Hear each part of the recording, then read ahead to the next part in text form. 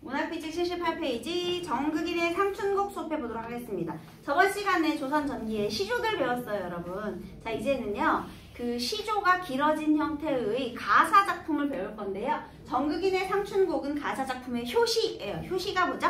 가장 첫 번째 작품. 그래서 자, 우리 일단은 조선 전기의 문학 작품 중에서 가사 문학의 특징을 한번 먼저 정리를 해볼게요. 시조는 초장, 중장, 종장으로 너무 짧단 말이죠. 좀 아쉬워요. 그래서 사음보를 길게 늘려서 사음보의 연속체로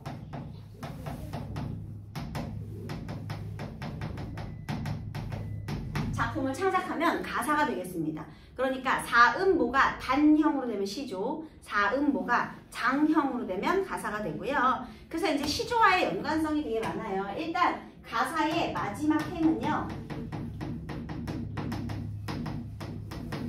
시조 종장의 음수율과 일치해요. 음수율이라는 거는요, 음절의 개수를 맞추는 거예요. 한마디로 글자 수를 고정시켜서 얻는 운율이죠. 얘들아, 우리 시조의 종장 몇 글자로 시작해?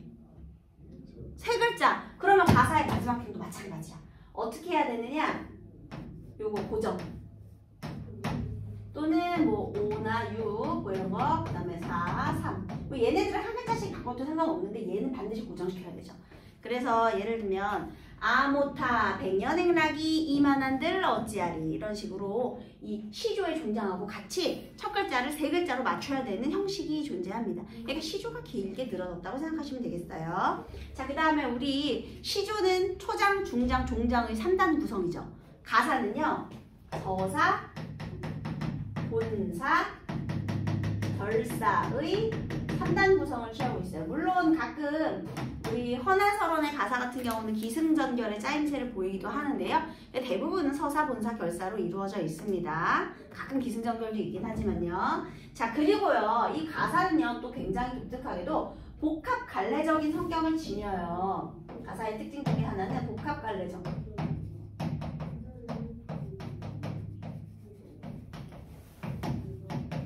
특징을 지닌다는 거예요. 그건 무슨 소리냐? 일단요, 사음보의 연속체로 되어 있으니까 얘 운문이죠. 그치? 운문은 얘들아 보통 정서를 압축해서 운율이 있는 언어로 드러내는 거잖아요. 그래서 얘는요, 이런 서정갈래의 특징, 정서가 중심이 되는 서정갈래의 특징도 있고요. 그런데 얘가 길어지다 보니까 줄거리가 생겨났어요. 그래서 서사적인 요소도 있고요. 길어지다 보니까. 그리고 또 하나는요, 얘들아 원래 시에서 말하는 사람은 화자고, 그 다음에 우리 소설에서 말하는 사람은 서술자잖아요. 다 작가가 내세운 대리인들이죠. 그런데 우리 수필의 특징이 뭐예요? 작가가 본인의 얘기를 한다는 게 수필이죠. 그래서 본인의 경험이나 깨달음을 제시해서 교훈을 주는 게 수필의 특징이잖아요. 근데 이 가사 작품은 보통 본인 얘기를 많이 해요. 그래서 꼭 교술 같은, 본인의 이야기를 통해서 어떤 교훈을 전달하고자 하는 교술갈래의 특징도 있어. 이 정극인의 삼춘곡도 본인이 지금 자연 속에서 굉장히 즐거운 흥을 이야기하는, 본인의 흥을 얘기하는 거거든요. 정극인 사대부 본인의 흥. 그러니까 이렇게 서정, 그 다음에 서사, 교술이 모두 짬뽕된 것 같은 이런 복합갈래적 특징도 보여준다라는 게 이 가사문학의 특징입니다. 이제 선생님이 이 얘기하면 애들이 많이 물어보더라고요. 선생님, 그러니까 얘는 서정갈래예요? 서사갈래? 교술갈래예요? 갈래로 따지면 서정갈래지. 왜냐면 운율이 있잖아요. 사음보에 운율이 있는 언어로 되어 있으니까 시예요, 시. 그런데 이 서정적인 특징뿐 아니라 서사나 교술갈래의 특징마저도 보여주고 있다. 보통 본인 얘기하니까요. 그래서 교훈도 전달하기 때문에 이런 내용이 되고요. 일단 길이가 길기 때문에 평가운동들이 굉장히 좋아하는 영역 중에 하나입니다. 얘를 이제 고전 시가문학을 우리가 문제를 내야 되잖아요. 그치? 수능에서. 근데 시를 단품으로 내긴 너무 짧죠. 게다가 또 고전 시가갈래에서 향가 몇 개 안 돼요. 그 다음에 고대가요는 더 몇 개 안 돼. 고려가요도 그렇게 많지 않아. 그러다 보니까 당연히 자연스럽게 가사문학에 대한 기출이 굉장히 많다라는 점이죠. 그래서 가사문학은 또 되게 중요한 갈래가 되겠습니다. 할 것도 많고 좀 어렵기도 하고요. 그 다음에 이제 가사문학이 또 어려운 이유 중에 하나는 한자어이기 때문에 또 어렵죠, 여러분. 그래서 한자어이는요, 나올 때마다 공부하게 되면 여기 나온 한자어이가 다음에 또 나오고 또 나오고 하거든요. 그래서 좀 처음에만 바싹 열심히 공부하게 되면 그렇게 어렵지 않은 갈래가 되겠습니다. 됐나요? 이게 이제 가사문학의 특징 되겠습니다. 자, 그 다음에요. 조선시대의 모든 문학이 그렇듯이 조선 전기의 문학작품은 4대부와 기녀 중심으로 이루어지잖아요. 그쵸? 그래서 4대부의 유교적인 충이라든지 특히 자연 친화적인 정서라든지 이런 게 중심이 되고 조선 후기로 가면 보다 길어지고 사설시조처럼 그 다음에 이제 평민들의 다양한 그런 주제의식을 반영한 작품들이 나오잖아요. 가사문학도 똑같아요. 조선 전기는요 주로 4대부들에 의해서 강호, 한정가류가 창작이 되는데요. 자, 강호, 한정가.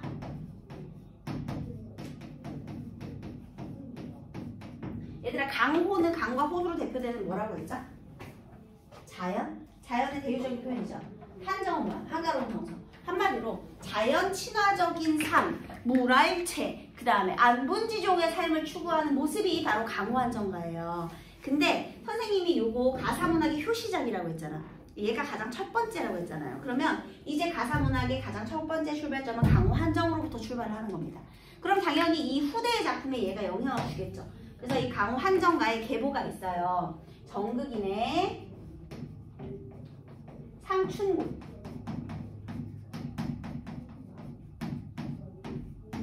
그 다음에 송순의 면왕정가,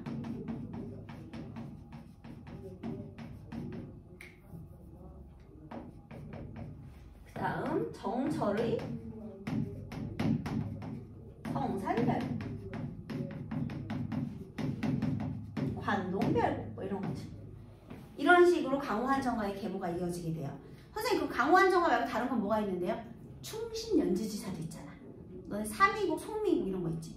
충신연주지사는 이제 임금님에 대한 연모의 정을 우리 남녀간의 관계로 바꿔 부르면 충신연주지사 되잖아요. 그치? 그러니까 그런 계보도 있듯이 강호 한정가의 계보.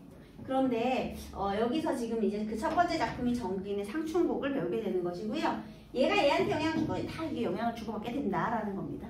알겠죠? 네, 자 그러면 우리 첫 번째 작품인 정극인의 상춘곡 요것부터 공부해 보도록 합시다. 서사본사 결사로 돼 있어요. 자, 먼저 서사본부터 읽겠습니다. 무조건 읽어야 돼, 얘들아. 따라 읽으세요. 한 줄씩.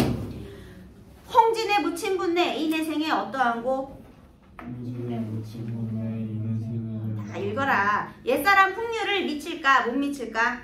옛사람 풍류를 미칠까 못 미칠까? 천지간 남자 몸이 날만하니 학업만은 천지간 남자 몸이 날만하니 학업만은 살림에 묻혀 있어 지락을 모를 것과 살림에 묻혀 있어 지락을 모를 것과 수간무옥을 벽계수 앞에 두고 수간무옥을 벽계수 앞에 두고 송죽 우룰리의 풍월 주인 되었어라. 송죽 우울리의 풍월 주인 되었어라. 많이 들어본 것 같지 않아요, 여러분? 아주 되게 유명한 표현들이 많이 나옵니다. 일단 홍진이라는 표현이 있네요. 얘가 홍진의 무친분내, 홍진의 무친이들아. 여러분 부르듯이 이 내 생애가 어떠하냐? 나저다. 나의 생애가 어떠하냐? 물어보고 있어요. 얘들아, 이런 형식을 뭐라고 하느냐? 여러분, 제 삶이 어때 보입니까? 말을 걸고 있어요. 그쵸? 그래서 말 건네는 형식으로 시작을 하고 있죠. 주의를 집중시키는 거예요. 자, 그 다음에요. 홍진에 묻혀 사는 사람들은요. 얘들아, 여기 홍진이란 말이 지금 나오고 있죠. 홍진은 말 그대로 붉은 먼지거든요. 근데 사실 정극인이 맨 처음 쓴 건 아니고요. 이게 한시에 자주 등장합니다. 그래서 보통은요, 맑고 깨끗한 자연과 대비되는 공간으로서 붉은 먼지에 쌓인 인간 세상을 홍진이라고 표현을 해요. 그래서 얘가 바로 속세, 의 의미가 되겠습니다. 세속적인 삶을 의미하는 공간이죠. 속세의 공간. 그러면 홍진에 묻혀 사는 사람들은 세속적 가치를 추구하는 사람들이겠네. 그쵸? 이 홍진에 묻혀 사는 사람들아, 홍진에 묻힌 분들아, 내 생애가 어떠하냐? 그러면 나는 어떤 사람일까요? 자연 친화적인 삶을 추구하는 사람이겠죠. 그래서요, 이건 속세, 홍진에 묻힌 이들, 얘는 세속적 삶을 추구.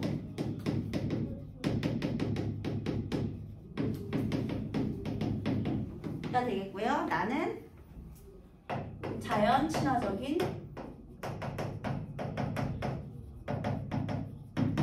삶의 추구.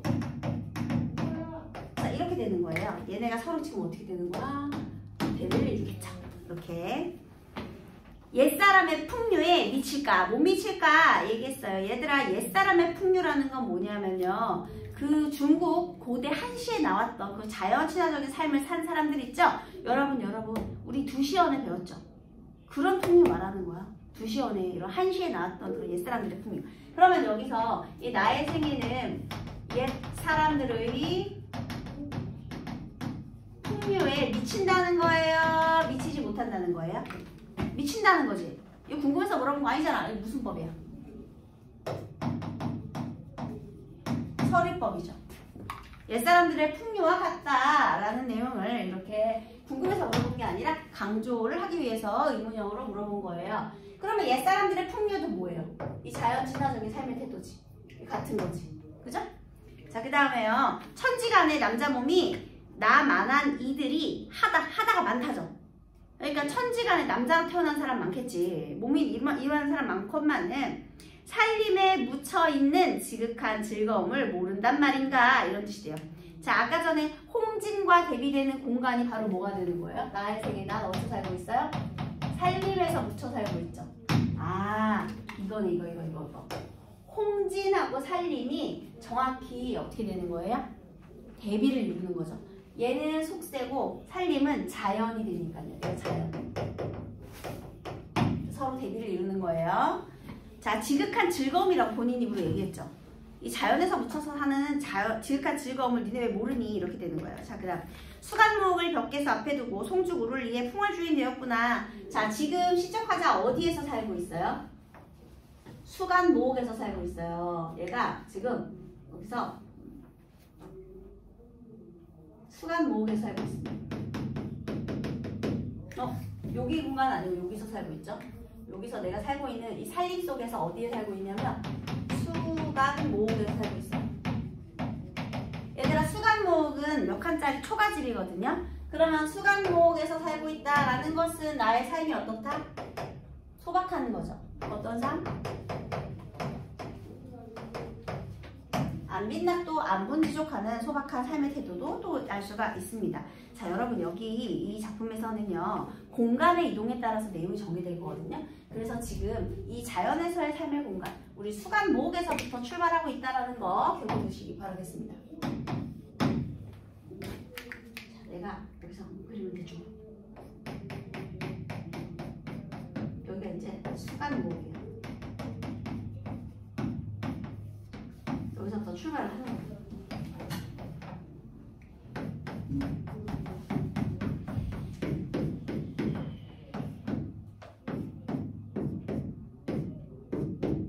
자, 수간목에서부터 출발을 한번 해보도록 하겠습니다. 자, 이제부터 본사 부분 읽어볼게요. 따라 읽으십시오. 미안해, 다시. 여기 그 수간목을 벽계수 앞에 두고, 그러면 얘들아, 여기 앞에 얘 지금 여기에 뭐가 또 흐르고 있대요? 벽계수. 뒤에는 이렇게 산이 있겠죠? 그지? 아이씨, 봐봐. 얼마나 훌륭하냐. 배산임수 지형 아니겠습니까? 이게 비싼 곳이에요. 앞에 물이 바로 있으면 당연히 비싼 곳이지. 자, 지금 푸른 시냇물 앞에 있는 우리 이 수간목의 위치 확인했고요. 송죽, 소나무, 대나무가 울창한 속에 저기 뒤에는 막 소나무도 있고요. 그 다음에 대나무도 있고요. 그 다음에 풍월 주인이 되었구나. 자, 여기에서 살고 있는 이 화자 이 꼴, 나를 뭐라고 지금 표현하고 있어요? 나는 무엇이다? 풍월의 주인이다.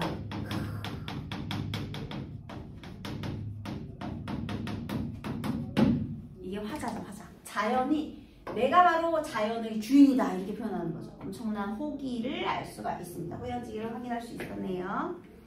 자연을 즐기는 사람이에요. 그래서 여러분, 우리 또 앞에서 우리 어부단가 같은 어부 있었잖아요. 그치? 속살리즌 어부, 그 사대부 어부가 바로 풍월 주인이 되겠습니다. 자, 이제 읽어볼게요. 따라 읽으세요. 엊그제 겨울 지나 새봄이 돌아오니 엊그제 겨울 지나 새봄이 돌아오니 도화 행화는 석양리에 피어있고 도화 행화는 석양리에 피어있고 녹양방초는 새우 중에 푸르도다. 녹양방초는 새우 중에 푸르도다. 칼로 말아낸가 붓으로 그려낸가. 칼로 말하는가 붓으로 그려낸가. 조화신궁이 물물마다 헌사롭다. 조화신공이 물물마다 항상. 수풀에 우는 새는 춘기를 못 내겨워 소리마다 교태로다.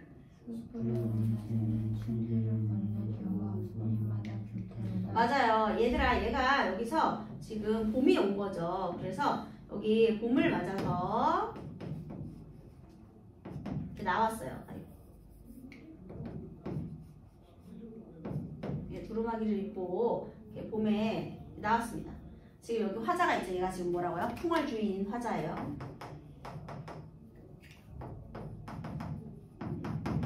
제목이 상춘곡이거든요. 그러면 춘, 계절이 뭐예요? 봄의 상조요. 봄을 예찬하는 노래거든요. 그럼 당연히 봄의 계절감을 드러내는 소재들이 중요하겠죠. 자, 엊그제 겨울 지나 새 봄이 돌아오니, 자, 지금 계절적 배경은 새로운 봄이 되었습니다. 도화 행화가 석양리에 피어있고, 여기 아까 뒤에는요, 막 대나무에다가 막 소나무에다가 막 난리가 났었잖아요. 그치? 대나무 같아. 그 다음에 막 소나무도 막 뒤에 막 엄청 있었는데, 대나무 소나무가 있었는데 앞에는 또 뭐가 피어있어? 도화 행화가 피어있대요. 너무 예쁘겠지 않니? 도화 행화까지 막 피어있으면. 그쵸? 자, 지금 계절감을 드러내주는 소재 첫 번째 뭐가 나와 있어요? 도화, 행화, 복숭아꽃, 살구꽃 되겠습니다. 이게 바로 봄의 계절감을 드러내주는 소재 되겠네요. 봄의 계절감. 그 다음에요, 석양리에 피어있고, 얘들아, 얘가 막 붉은색이잖아요. 도화 행화가 벚꽃 같은 거거든요. 분홍색이거든요. 근데 거기 뒤에 해가 지고 있어. 석양이 엄청 아름답겠지? 아름다운 자연이에요. 그 다음에 녹양방초는 새우 중에 푸르구나. 여기에 녹양방초라는 또 표현이 있는데요. 이 녹양방초는 좀 외워주세요, 여러분. 여기 그 양자 있죠? 양자 한번 볼래? 그 양자의 앞에 부수가 나무로 되어 있죠? 찾았니? 이 양이 버드나무 양이에요, 여러분. 이거 버드나무다. 그럼 푸른 버드나무와 그 다음에 방초, 초가 뭔지는 알죠? 풀이잖아요. 향기로운 풀. 지금 여기에 막 지금 또 버드나무가, 여러분 버드나무의 특징 아시죠?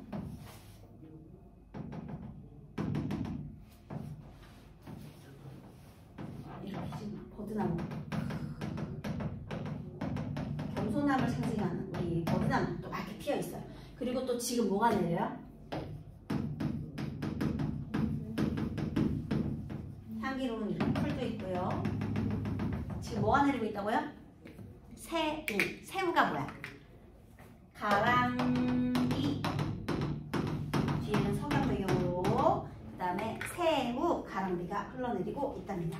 여러분, 봄에는 가랑비가 내리고요. 여름엔 장대비가 내리죠. 그러니까 새우 이것도 봄의 계절감이죠. 왜냐면 봄비니까. 푸른 버드나무와 향기로운 풀. 버드나무 이파리가 푸를 때는 이제 봄이 되겠습니다. 푸릇푸릇할 때. 그러니까 비가 오니까 이제 풀도 향기롭고요. 그래서 얘네들이 전부 봄의 계절감을 드러내는 소재예요. 굉장히 아름다운 모습이네요. 그 다음에 이제 봄의 계절감을 했고요. 이걸 보면서 얘가 느낌을 얘기할 건데요. 칼로 말아낸 것이냐, 이거는 칼로 말음하였는가, 붓으로 그려내었는가거든요. 한마디로 이거 조각이냐 그림이냐 이런 뜻이에요. 야, 이거 완전 조각이냐 아니면 회화냐. 조화신공, 조물주의 신비로운 솜씨가 사물마다 야단스럽구나. 얘들아, 헌사롭다라는 말은 야단스럽다는 뜻이에요. 좀 적어 넣으세요. 이것도 되게 자주 등장하는 어휘가 되겠습니다. 조화, 조물주의 신비로운 솜씨가 아주 그냥 사물마다 야단스럽구나. 너무 예쁘니까, 하나하나가 다 아름다우니까요.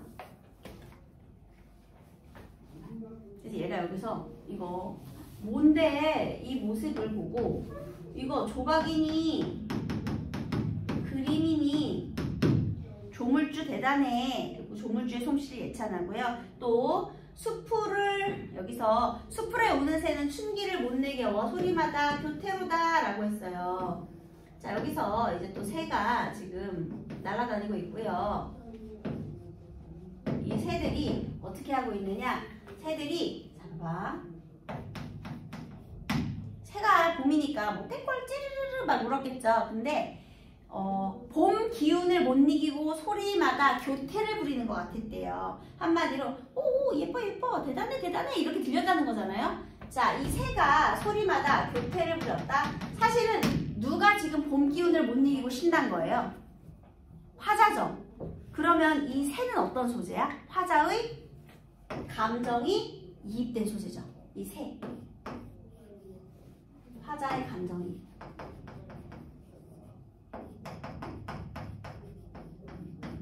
우리 선택지에 감정이입이라는 말은 잘 안 써주고요. 자연물의 화자의 정서를 투영하여 드러내었다 이런 표현으로 많이 해주죠, 여러분. 그래서 지금 내가 여기 수감 모옥에서부터 봄을 구경하는데요. 우와 막 석양에 막 도화에가 피어있고 녹양방초가 막 향기로운 냄새 풍기고 그 다음에 막 새우 가랑비가 막 흐르면서 막 너무 예쁜 거야. 그래서 얘가요 봄 기운 못 참았죠. 그럼 이제 나가야 돼요.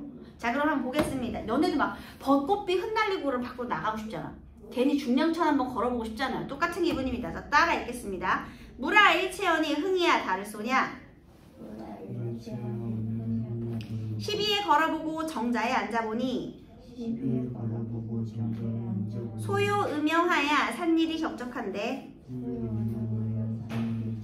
한중 진미를 알리 없이 호재로다. 네, 자 얘가요 그래서요 무라의 체언이 흥이야 나를 쏘냐. 자 이 새 교태에 부리는 것이 바로 무라의 체다 라고 얘기를 했어요. 나도 이렇게 흥이 났다는 거죠. 그 교태는 내 흥이었어요. 자 12가 이제 살인문이요. 자 이제 이 살인문 열고 얘가 나옵니다. 나와서요. 그 다음 어디에 앉았어요? 여기로 나와서 이번에는 어디로 이동했어? 정자에 앉아보니 밖에 나왔죠. 살인문 열고 얘가 나와가지고요. 이 흐르는 물 앞에 벽계수 앞에 있어요. 여기서 이제 정자에 앉은 거죠. 이제 얘네들은 이렇게 다 구멍이 뚫려 있는 그런 곳일 거예요.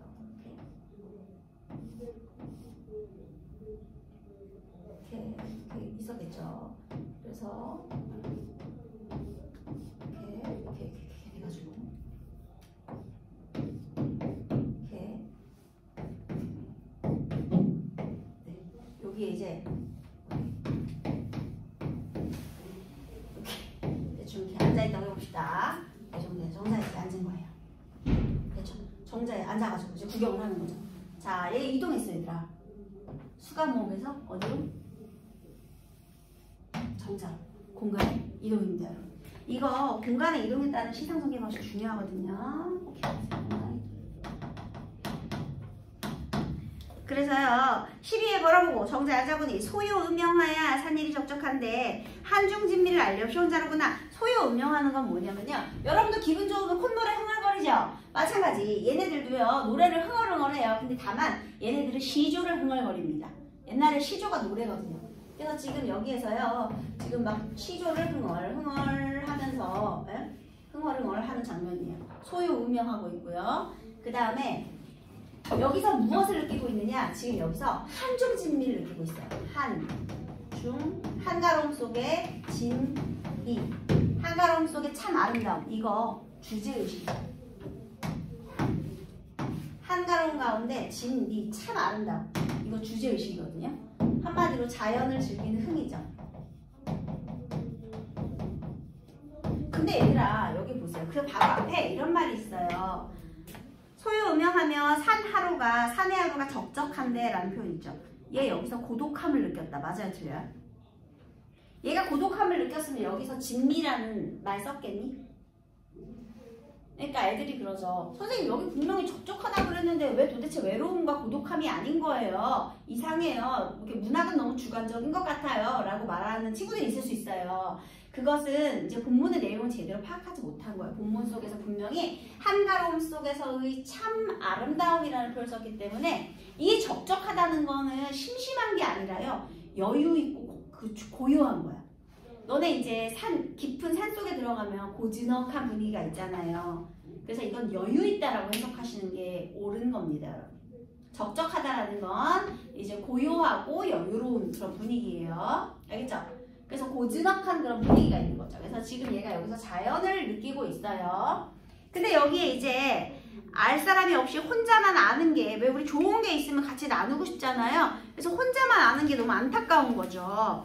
이 살림에 묻혀있는 지극한 즐거움을 모르는 사람들에게 알려주고 싶어요. 그래서 이제 부릅니다. 또 불러볼게요. 자, 따라 읽어볼게요. 이봐 이웃들아 산수구경 가자쓰랴. 이봐 이웃들아 산수구경 가자쓰랴. 답청을한 오늘 하고 욕기란 내일 하세. 답청을한 오늘 하고 욕기란 내일 하세. 아침에 채산하고 나조해 조수하세. 아침에 채산하고 나조해 조수하세. 그래서 이번에는요. 이봐 이웃들아 산수구경 가자 라고 불러봅니다. 이봐 이웃들아 산수구경 가세. 여러분 여기에서 나오는 표현만 보면요. 일단 이웃들 불렀죠. 역시나 말 건네는 형식. 그 다음에요. 산수구경 가세. 청유형 문장을 통해서요. 이런 자연의 풍류를 즐길 것을 권유하고 있죠. 청유. 그지? 산수구경을 권유하는 거예요. 같이 좀 가보자. 같이 이렇게 좋은 거 같이 즐겨보자 하고요. 그 다음에 답청은 오늘 하고 욕기는 내일 하자가 무슨 뜻이냐. 답이 밟는 거거든요. 그럼 푸른 것을 밟는 건 산책하는 거예요. 산책은 오늘 하고 욕기가 씻는 건데요.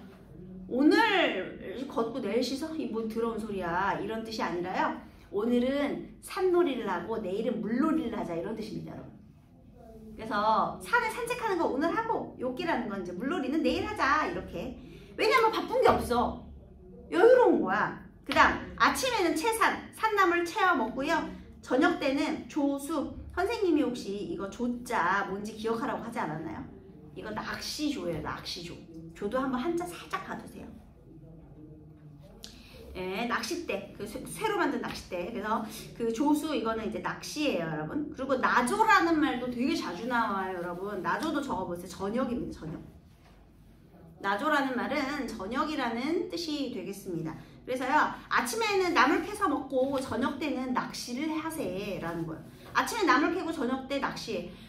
먹고 뭐 고민할 필요 없죠. 그냥 되게 소박하게 살죠. 그리고 부족한 것도 없고 여유가 있고 소박한 삶의 태도가 되겠습니다. 그래서 여기서요, 굉장히 여유롭고 소박한 삶의 태도가 또 같이 등장하고 있죠. 자연을 벗삼아 즐기고 여유롭고 소박하고. 그게 바로 한중진리의 내용이 되겠습니다. 그죠? 이렇게 이것들이 한중진리예요. 자, 그 다음에요. 이번에 얘가 또 뭘 하느냐 따라 읽어볼게요. 술이 빠질 수가 없네요. 갓 깨어 익은 술을 갈건으로 받아놓고 꽃나무 가지 꺾어 수놓고 먹으리라.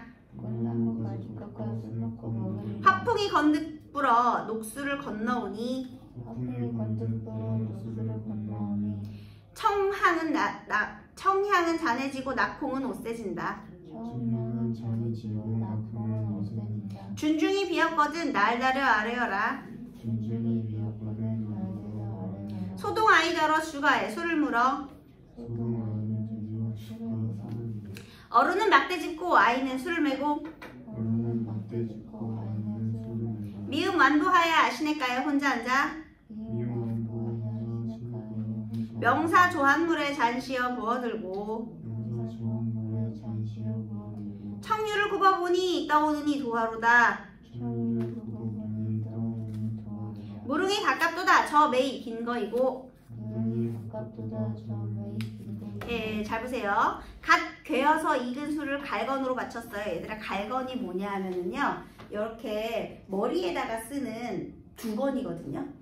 근데 여러분, 우리 전통주가 발효주잖아요. 그래서 쌀, 곡식 이런 거 발효시키는 거잖아. 막걸리가요. 그러면 이제 그 술을요, 걸러야 돼요. 근데 사실은 채 같은 걸 받쳐서 걸러야 되거든요. 근데 이제 막 만들었잖아. 마음이 급해. 그래서 지금 무엇으로 걸음 마음 쓰는데. 아, 더러워. 머리 수건으로! 이게 더러운 게 아니라 소박한 거예요, 여러분. 그래서 갓 깨어 익은 술을 머리 두건으로 받쳐서 걸러놓고. 근데 사실 이것도요, 중국 한시에 나오는 구절 인용한 거예요, 여러분. 이거. 아무튼 이거 무슨 태도라고요? 소박한 삶의 태도예요. 아무거나 있는 걸로 걸르지 뭐, 이렇게. 소박한 삶의 태도, 소박한 거예요. 꽃나무 가지 꺾어 수놓고 먹으리라. 꽃나무 가지 꺾어 수놓고 먹는 게 뭔지 알아요, 여러분? 꽃나무 가지 꺾어서 이거 하는 거죠. 하나, 둘, 셋, 넷, 다섯, 여섯, 일곱, 여덟, 아홉, 열. 얘가 지금 술을 계속 먹고 있는 중입니다. 알겠죠? 그래서 지금 여기 갈건으로 받친 이 항아리 술을요. 계속 부어라, 마셔라. 지금 이 술을 즐기고 있는 모습이 되겠습니다. 그 다음에 화풍, 봄바람이 잠깐 불어 푸른 물을 건너오니 이제 봄에 이제 꽃향기를 먹으면 바람이 불어요. 맑은 향기는 잔에 스며들고 붉은 꽃잎은 옷에 스며드는구나. 얘들아, 일단 청향, 이거는 무슨 심상? 후각. 그리고 붉은 꽃, 이건 뭐예요? 시각. 이렇게 되는 거죠.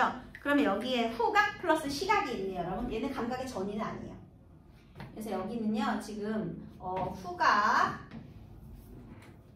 향기가 잔에 스며고, 그 다음에 붉은 꽃잎이 떨어지는 시각, 얘도 있어요.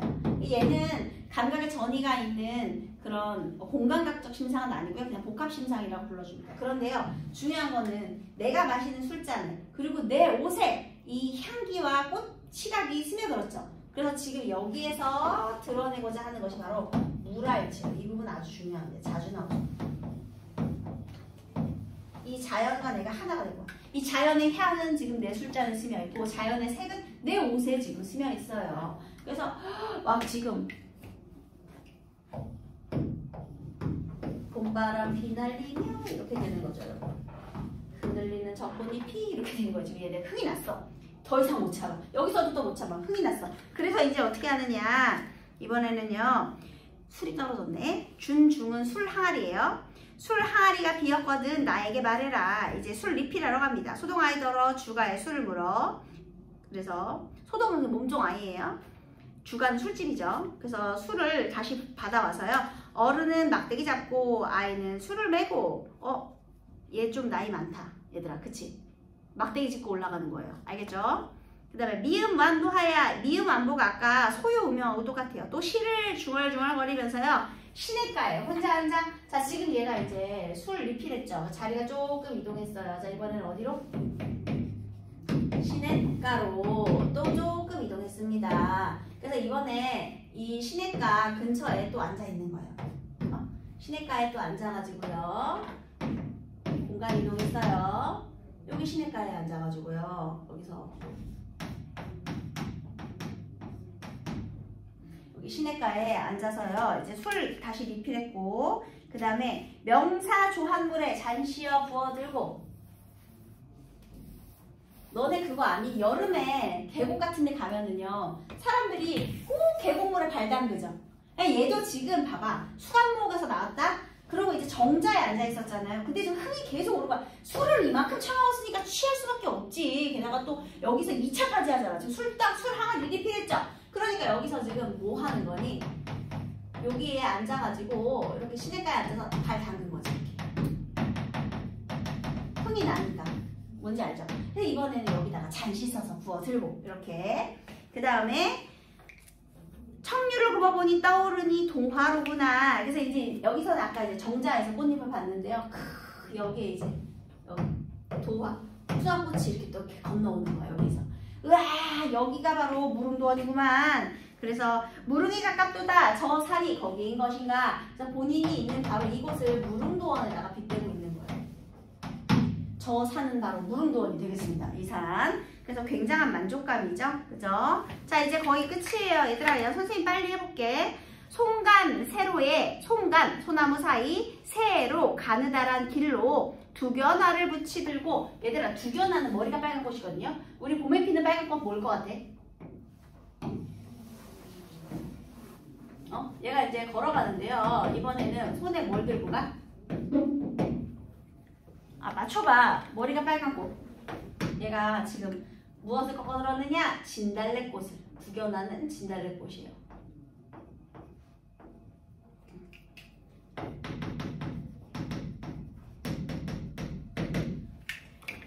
자연 훼손하면 안 되는데 이 새끼 꽃 꺾는 거 되게 좋아하네. 아까 전에 지금 자기 나무 다 꺾어가지고 술잔 세더니 또 이거 꽃 꺾어가지고. 여러분 산에 가서 이렇게 나무를 꺾으면 큰일 납니다. 또 잘못된 나무 만지면은 독도 오를 수 있어요. 이렇게 나무 꺾으면 안 되는데 이 나무를 꺾어가지고 흙 났죠. 할아버지 흙 나셨습니다.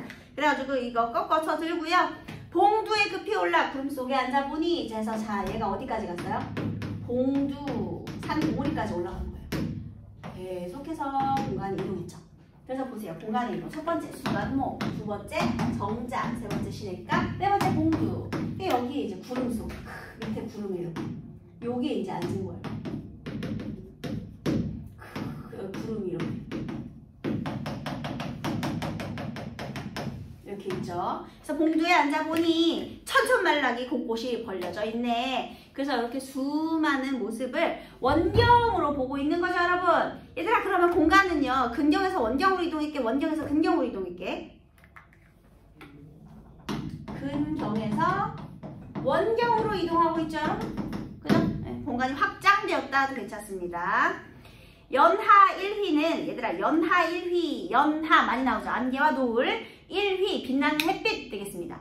안개 노을 빛나는 햇빛 아름다운 자연이죠. 그래서 이 아름다운 자연이 금수 비단을 펼친 듯 엊그제 검은 들판에 봄빛이 넘쳐나는구나. 그래서 이제 봄이 됐다는 겁니다.